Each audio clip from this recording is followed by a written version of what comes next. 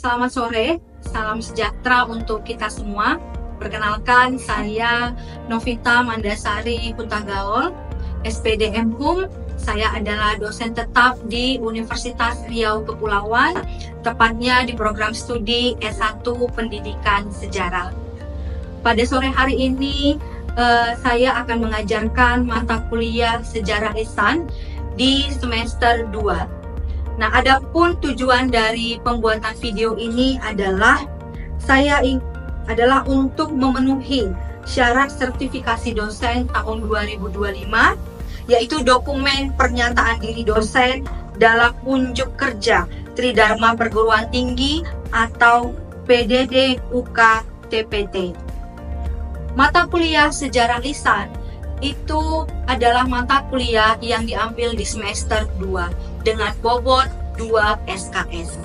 Adapun yang menjadi capaian pembelajaran dari mata kuliah Sejarah Lisan adalah yang pertama, mengembangkan pemikiran logis, kritis, sistematis, dan kreatif dalam melakukan pekerjaan yang spesifik di bidang keahliannya serta sesuai standar kompetensi kerja di bidang yang bersangkutan. CPL yang kedua, mengembangkan diri secara berkelanjutan dan berkolaborasi.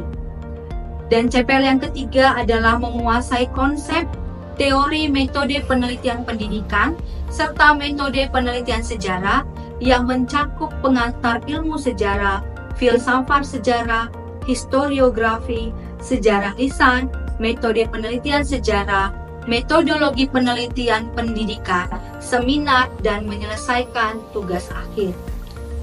Sedangkan CPL yang keempat adalah mampu memecahkan kompleksitas permasalahan pembelajaran sejarah berbasis riset interdisiplin dan multidisiplin.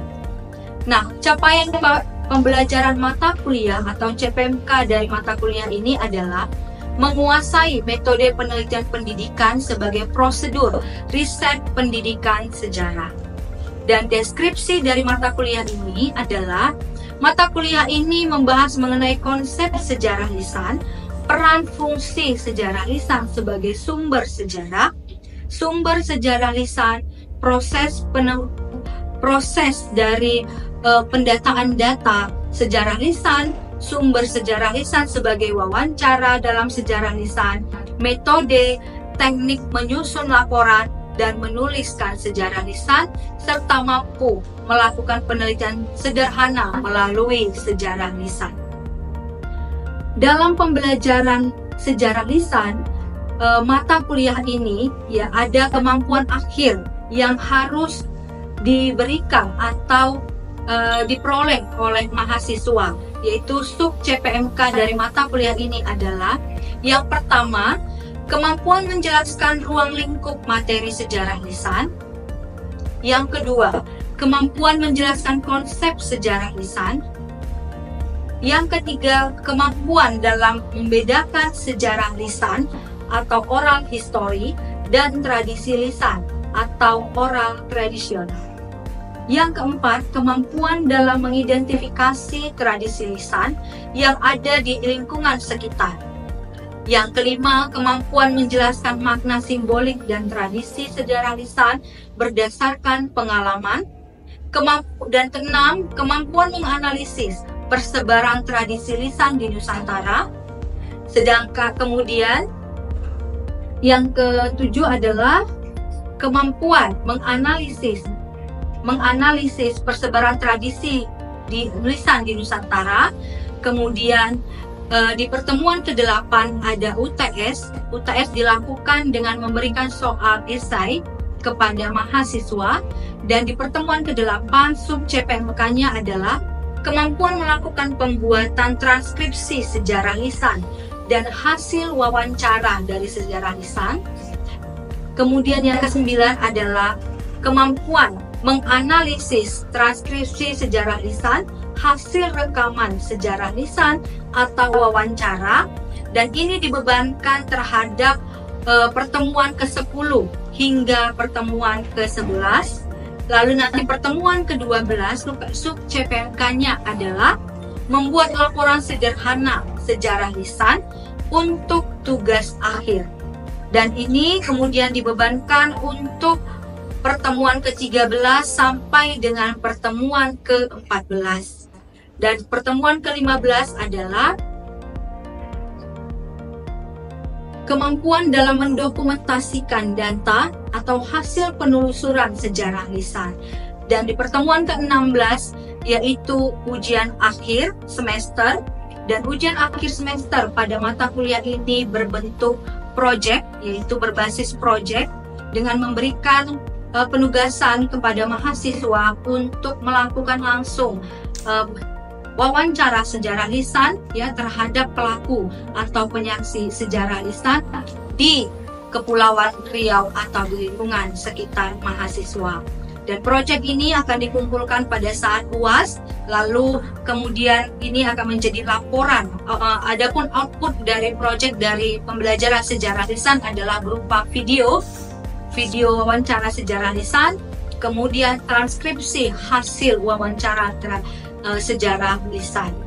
Nah, perkuliahan ini dilakukan sebanyak 14 kali. Pertemuan pertama hingga pertemuan ke-14 adalah materi dan sekaligus pengerjaan proyek.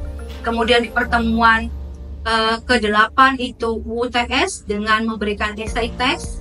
Lalu pertemuan ke-16 adalah UAS dengan mengumpulkan hasil proyek mahasiswa. Nah, adapun penilaian dalam mata kuliah ini adalah untuk kehadiran dibebankan 15%, kemudian untuk proyek dibebankan 45%, sedangkan UTS 25% dan UAS 15%. Nah, sehingga total seluruhnya adalah 100%. Nah, demikian pemaparan tentang. Selanjutnya, saya akan menjelaskan, saya akan memberikan materi mata kuliah sejarah lisan kepada mahasiswa semester 2. Terima kasih. Ya, pada hari ini mata kuliah kita sejarah lisan ya, tema yang akan kita bahas di pertemuan pada sore hari ini adalah tentang tradisi lisan dan sejarah lisan. Ya, sebelum saya masuk kepada materi ini, ya, saya ingin mengingatkan kembali atau saya ingin melihat apakah Anda masih mengingat materi kita minggu lalu. Ya, jadi sebelum kita masuk ke materi selanjutnya, saya ingin kembali mengingatkan Anda ya untuk mengingat kembali pemahaman Anda tentang materi sejarah lisan pada minggu lalu. Ada yang bisa? Minggu lalu itu sampai pada bagaimana materi saya? Ya, tentang satu orang yang kencang suaranya terus menyampaikan apa sih yang Anda pahami tentang materi minggu lalu. Silakan. Baik, terima kasih buat Ibu. Jadi mengenai tentang materi yang pernah Ibu ajarkan yaitu sejarah lisan. Jadi sejarah lisan itu adalah metode pengumpulan data sejarah melalui wawancara langsung dengan narasumber atau pelaku pertama. Baik, terima kasih Bu. Tadi namanya siapa? Aida Fitria Bu.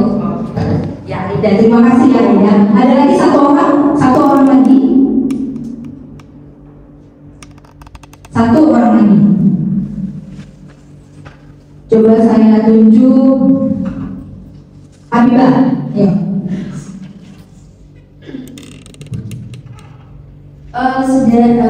Perkenalkan nama saya Habibah Nasution. Sejarah lisan itu adalah metode pengumpulan informasi sejarah melalui wawancara.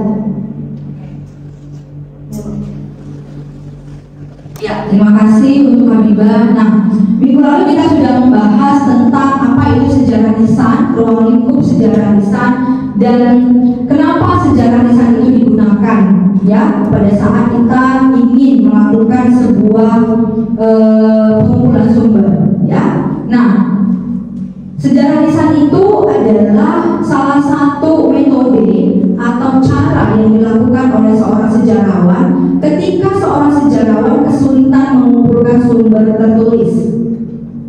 Ya, ketika nanti Anda misalnya mengerjakan skripsi, melakukan penelitian, pada saat Anda kekurangan bahan arsip, ya metode tertulis, maka Anda bisa menggunakan sejarah lisan atau oral history. Ya, nah sekarang kita lihat apa itu sejarah lisan dan tradisi lisan. Nah, saudara, ada dua hal, yaitu sejarah lisan dan tradisi lisan. Kalau diperhatikan, apa sih beda dari kedua ini? Itu sama-sama secara lisan, tapi ternyata ini memiliki perbedaan. Ya, yang pertama kalau kita perhatikan, saya membuat dalam dua tabel, ya.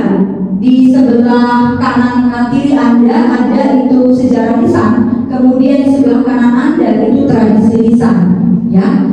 Nah, sejarah lisan itu adalah metode cara untuk mendapatkan sebuah informasi. Informasi apa? Informasi tentang sebuah peristiwa sejarah, ya. Informasi tentang sebuah kejadian sejarah. Itu sejarah lisan.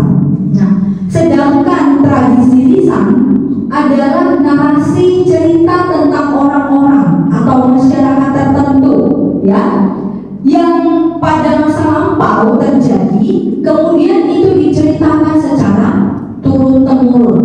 Nah, itu tradisi lisan. Contohnya apa? Contohnya misalnya legenda, dongeng, ya, kemudian tradisi-tradisi yang mungkin di suku kita masing-masing itu kerap dilakukan, dan itu kita dengar dari mungkin dari orang tua kita, nenek kita, ya, atau bahkan dari keluarga kita yang jauh lebih tua daripada kita. Nah, sejarah lisan itu sendiri itu adalah informasinya dituturkan oleh pelaku pertama, ya, atau penyaksi langsung sebuah peristiwa. Jadi sejarah lisan itu dituturkan oleh pelaku pertama, ya, pelaku yang melihat, yang melakukan peristiwa tersebut, yang ikut dalam peristiwa tersebut, kemudian oleh penyaksi. Penyaksi itu adalah yang melihat peristiwa sejarah. Nah, kemudian karakternya bagaimana, ya? Karakternya yang pertama, kalau sejarah lisan itu bersifat kontemporer, kekinian, ya.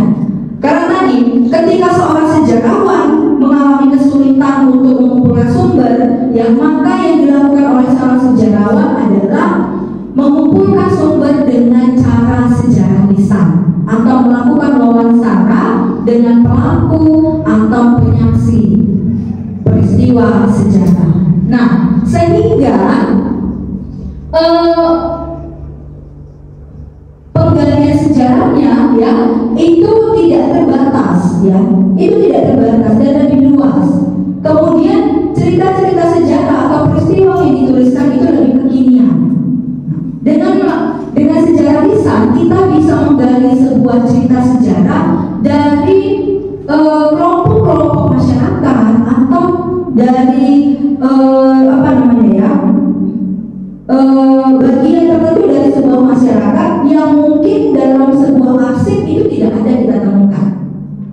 Contoh misalnya, ya, sejarah lisan itu bisa kita lakukan misal ketika kita ingin menulis bagaimana sih sebenarnya kehidupan para abdi dalam di keraton misalnya.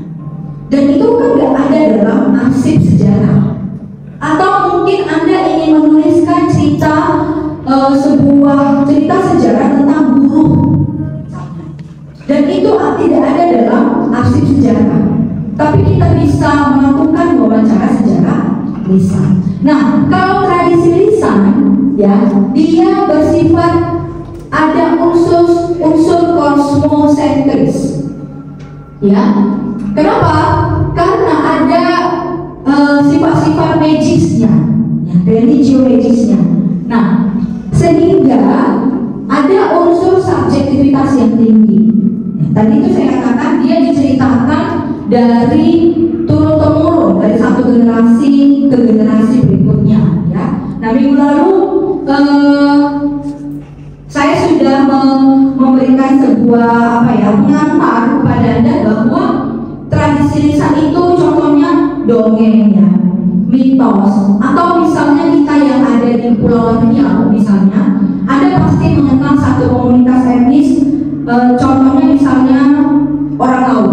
Nah, ya, bagaimana sebenarnya budaya orang laut itu, bagaimana tradisi-tradisi orang laut itu kita nggak bisa lihat dalam arsip-arsip sejarah, tapi itu bisa diceritakan turun-temurun dari satu generasi ke generasi berikutnya. Ya, kita bisa mendengar dari generasi orang laut saat ini, bagaimana sih mereka melakukan misalnya perpindahan tempat tinggal, atau misalnya bagaimana mereka bisa tahu di satu wilayah yang ada di laut itu banyak ikan atau tidak banyak ikan. Nah, itu kan bagian dari sebuah tradisi yang turun-temurun diceritakan dari satu generasi ke generasi berikutnya. Oke, sampai di sini ada pertanyaan, silakan. Ada? Ya, silakan, Mbak. Bu, saya ingin bertanya, Bu, tentang sejarah lisan dan tradisi lisan. Apa perbedaan utama antara tradisi lisan dengan sejarah lisan? Oke, Bu, terima kasih banyak, Bu. Ya, apa perbedaan utama tradisi lisan dan sejarah lisan? Ya, sama-sama diceritakan, dituturkan secara lisan, ya. Tapi sejarah lisan itu adalah sebuah peristiwa sejarah yang dialami langsung oleh pelakunya atau penyaksi sejarah. Jadi sebuah peristiwa yang pelaku dan penyaksi lakukan atau lihat, ya.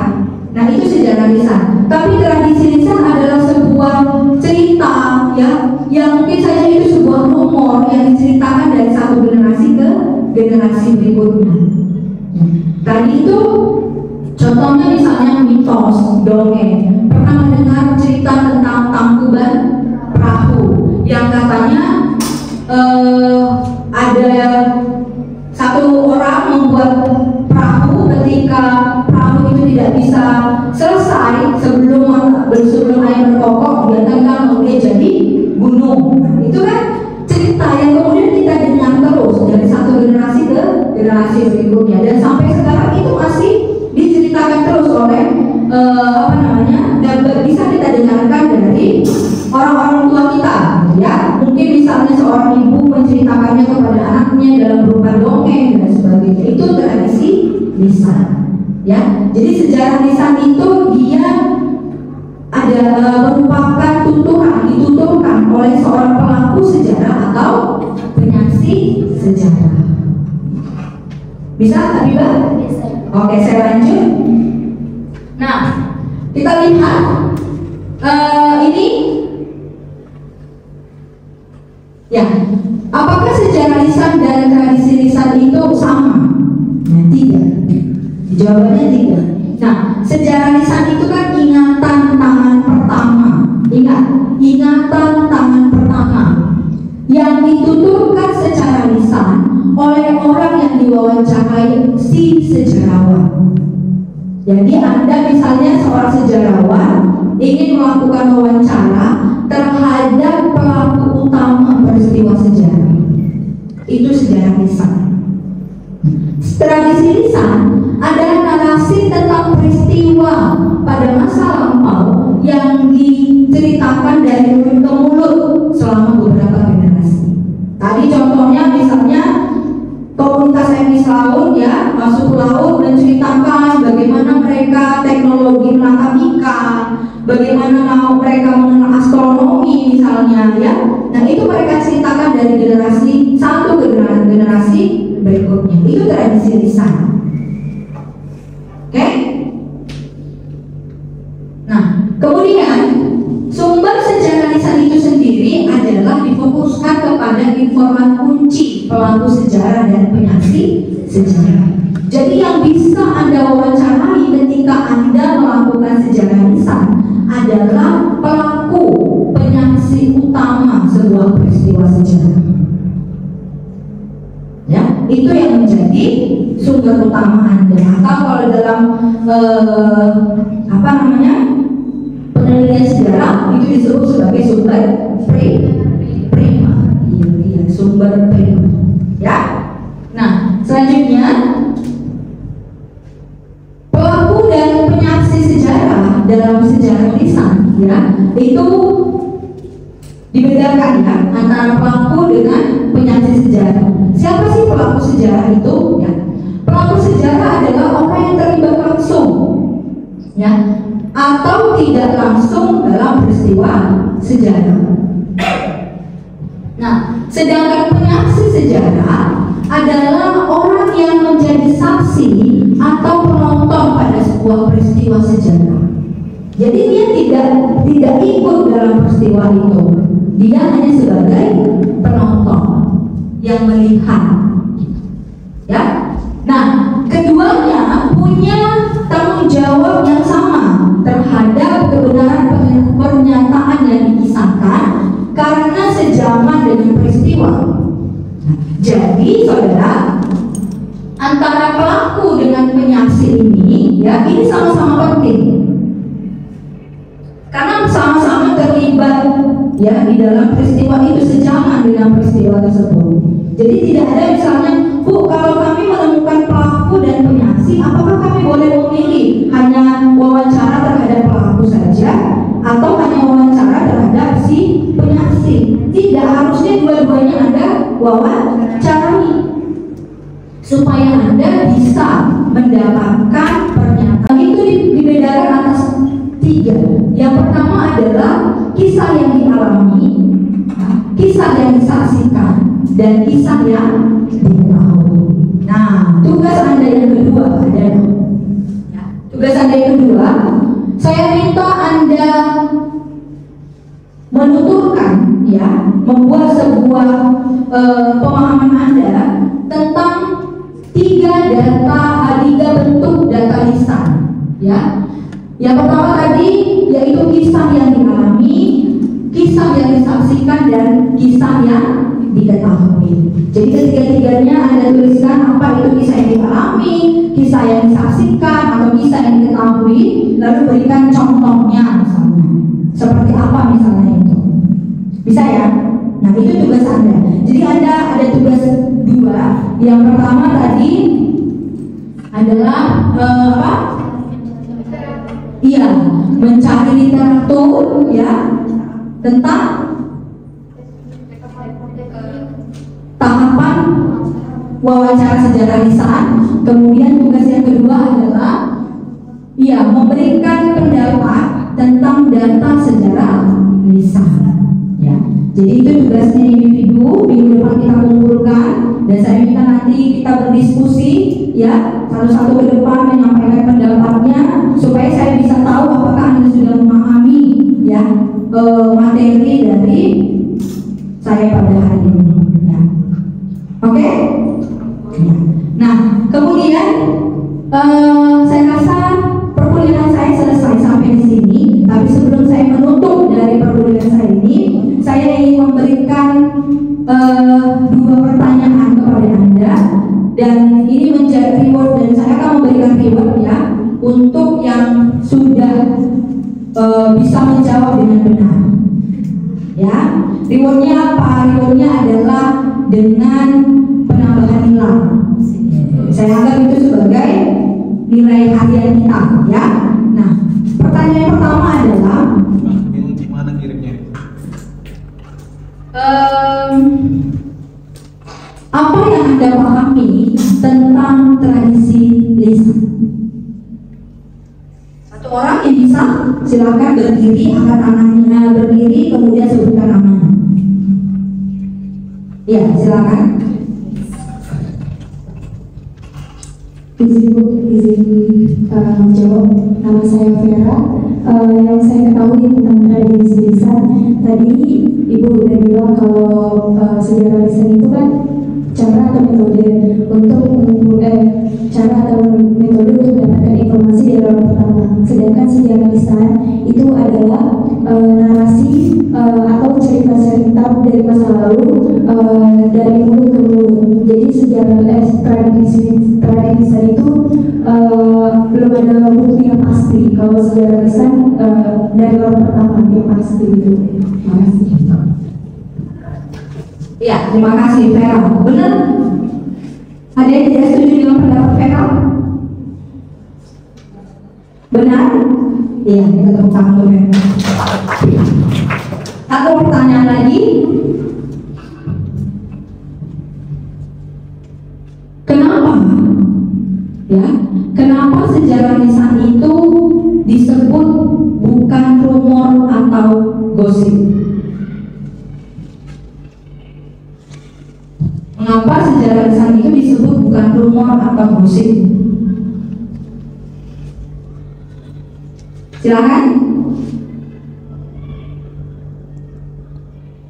Ada yang bisa? Ya, silakan. Berdiri, sebutkan namanya. Ibu, perkenalkan nama saya Ida Fitria. Jadi kenapa sejarah lisan itu tidak disebut rumor atau gosip? Jadi seperti yang saya pahami dari penjelasan Ibu tadi bahwa sejarah lisan itu memang sejarah yang ketika sejarawan langsung mewawancari narasumber secara langsung gitu Bu, dengan saksi pertama. Kemudian kalau yang sejarah lisan itu kan orang-orang, semua orang bisa menceritakan cerita tersebut. Nah, kalau yang sejarah lisan ini memang khusus untuk saksi pertama ada yang bisa untuk diwawancarai, dan selebihnya itu mungkin sebagai tambahannya Bu. Terima kasih Bu. Ya, jadi kalau sejarah lisan, ya, karena yang kita wawancarai adalah pelaku utama atau penyaksi utama, sehingga yang dia ceritakan adalah apa yang terekam dalam pikirannya tentang sebuah peristiwa sejarah. Jadi bukan gosip-gosip, tapi hal nyata yang dia alami. Ya, terima kasih untuk Aida dan tepuk tangan ya. Satu pertanyaan lagi, ya. Ini kayaknya memang sudah mulai paham ya sejarah lisan itu apa. Pertanyaannya adalah, ya,